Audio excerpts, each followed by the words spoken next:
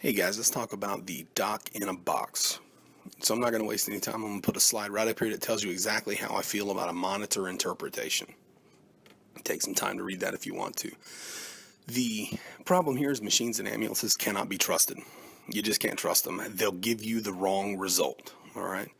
So we all know a guy, or we had an FDO told us about this one EKG or something where, the monitor didn't catch this and they did. What I'd like to do here is present you with one of my patients. Now, as a quick disclaimer, there is going to be no HIPAA violating information in this. All right, I've cleared everything out. So all you've got is the fact that this was an elderly female. She was an octogenarian who called us for weakness. Okay. Now, this patient waited until about 60 minutes after the onset of the weakness, and that'll become apparent when you guys are looking at the EKG. But let's jump right in and get to the very first tracing we took. And as you can see, we've got elevation in 2, 3 in AVF. This is a large Q wave MI. We have reciprocal depression in 1 in AVL. And since this was an RCA dominant patient, we have a manifestation of that in the precordial leads. But what we don't have at the top, with all the interpretations this monitor gave, is we do not have meets ST elevation criteria.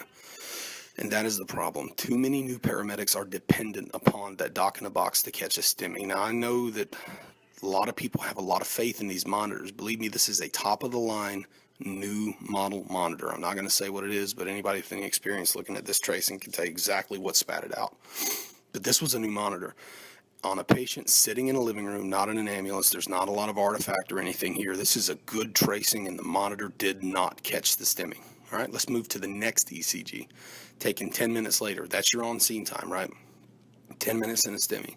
Again, does not meet ST elevation criteria according to this monitor. Now, just for reference, we were en route to the cath lab at this point, and I did take tracings in between this, but some of them had V4R on it, and I wanted to save that for a later video. I want to talk about fluid loading, the right ventricular MI, and this patient had right ventricular involvement. So just so you know, there are more ECGs, and you can hit me up at the email address for this channel, and I'll be happy to send you all of these, but I'll get to those later. So moving forward, we can see at 13:19, boom, the monitor catches it. This is when the monitor sees this. Now, if you worked in an inner city system, or if you worked somewhere where you were close to the hospital, you might already be at the hospital by now. So that's something to think about. You would have taken a STEMI somewhere they didn't need to go, and you would have messed up the door to balloon times that we work so hard to maintain, and you might have cost this patient a chance at reperfusion. If you look at this tracing and you understand, what a Q wave is and what's going on there, then you know that this patient didn't have a lot of time to spare. Okay. As we move forward, we can see the EKG at the back door of the cath lab. This is mostly for posterity.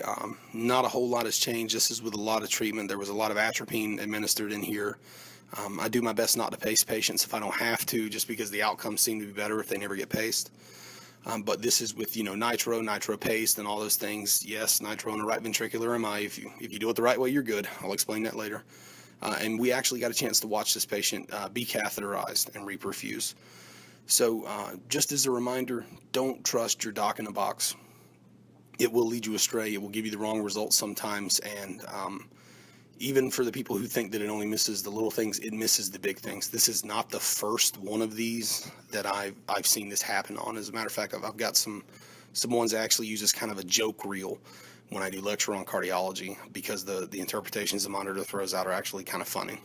So just remember, you can't trust your equipment wholeheartedly.